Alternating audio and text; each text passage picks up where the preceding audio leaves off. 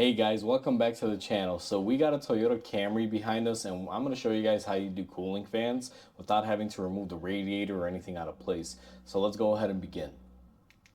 So I have you guys set up in what I believe is going to be the best position possible. And where you want to begin with this is you're going to have to drain out your cooling system or a portion of it. Now make sure the car is cool when you do this. I've already gone ahead and I moved my radiator cap. And I was doing some services to this car, so my cooling system is empty. And what I'm going to do is go ahead and remove my upper radiator hose. Now, be careful, like I said, guys, if you don't want to spill all of your coolant and drain it all out, the best way to do this is to put a pan underneath the car, take off your upper radiator hose, and it would start leaking out coolant. And then you just basically minimize it by, pulling your upper hose out of the way and blocking it before you drip out as much as you can. Now your radiator will overflow until it kind of reaches the bottom neck point over here, and then you won't have any more issues with the radiator.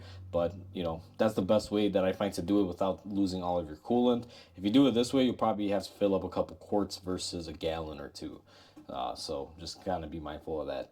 Now that we got our radiator hose out of the way, what we're also going to do is remove our overflow hose for coolant bottle, and we're just going to position that off to the side. Now these fans are a lot easier when the radiator's out of the car, but if you have to do it on the car and you don't have a bad radiator, this is the way to do it. Now you're going to follow your fan connectors, and you'll notice you have one connector here and one here towards the bottom. Now these two connectors will actually stay on the shroud assembly. You don't have to disconnect them from the actual fans. What I find is on your driver's side you have this connector. You're going to go ahead and disconnect this connector, and this will disconnect both of them for you. Now this connector will fight you a little bit, but you just kind of push the tab and get it out of the way, and you should have both of your fans disconnected at that stage. Now what we're going to do is take our 10mm. I'm going to be using my gun, and you're going to notice that you have 3 bolts that are up and underneath. Now you're going to kind of have to scrouge down and find these because sometimes they are kind of hidden over the slip. And we're going to remove our second one, and now our third one should be here in the corner. Now on this one our AC is in the way, so I'm going to opt to switch to a 1/4 inch 10mm because our AC line won't let our tool in there. So let's go ahead and just get this guy off. Now these are usually pretty easy to remove. Sometimes I do find that these bolts can be rusted. If you do break one in there, it's not the end of the world because they do have inserts that you can remove off the radiator. However, it would be a little bit more involved because you'd have to kind of remove this support out of the way. And once you unbolt it, guys, what you're going to want to do is just very carefully maneuver it out. Now the hardest part of maneuvering this thing out of here would be just getting it past this neck area, because the fans do want to kind of get in the way. So what I like to do is just kind of pull up on one end and get it out that way. Alright guys, now that we have it off, you guys can see it was fairly easy. We're going to go ahead and reinstall it. Now there's nothing wrong with this old fan assembly. I'm just doing this as a tutorial because I just did a radiator on this car, and I realized you guys may be doing fans on them without having to remove the radiator because your radiator may not be bad. So I figured I'd show you guys. So what I'm going to do is take my fan shroud assembly again, and we're going to start off by inserting it past the neck. I like to kind of put it in on the passenger side first, kind of slide all the stuff out of the way because this AC line will fight you a majority of the time. And once you have that side put in, I kind of slowly angle my driver's side in here. Now this line is making it very difficult, but it's doable. It's not the worst thing in the world. You just kind of got to play with your angles. And the thing to be careful with here, guys, is to make sure that your radiator is not being damaged. You want to make sure that the plastic is not hitting anything on your radiator. Now I'm a little jammed up on my passenger side corner, so what I'm going to do is kind of lift it up and out the way.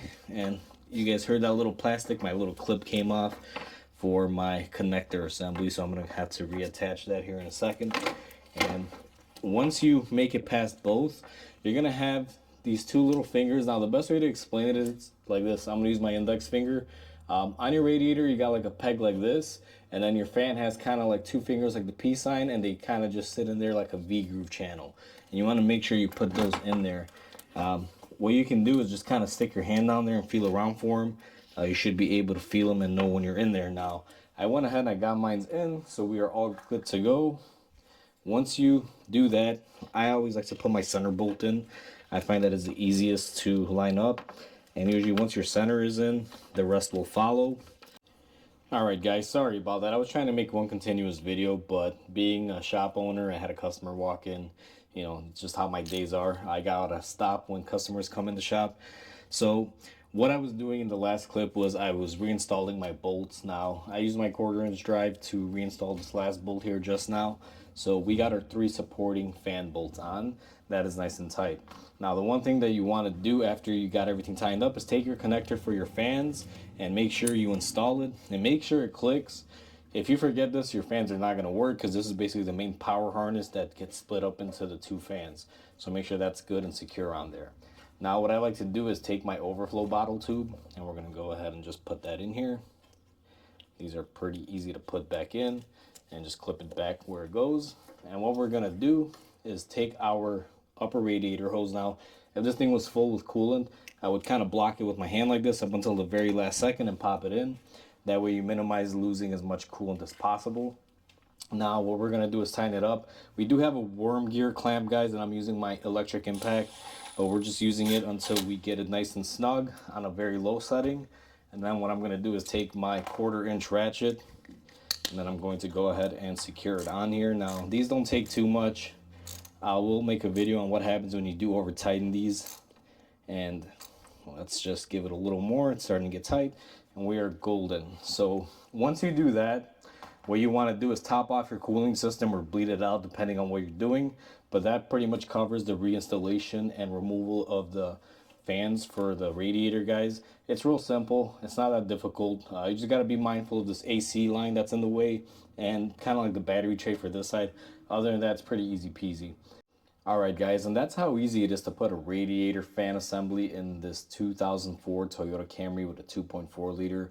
With that said, hopefully this video helps you guys out if you guys are doing this job or something similar to this.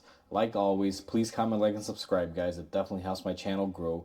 And until the next repair, I hope you guys have a wonderful day, and I'll see you guys on the next video.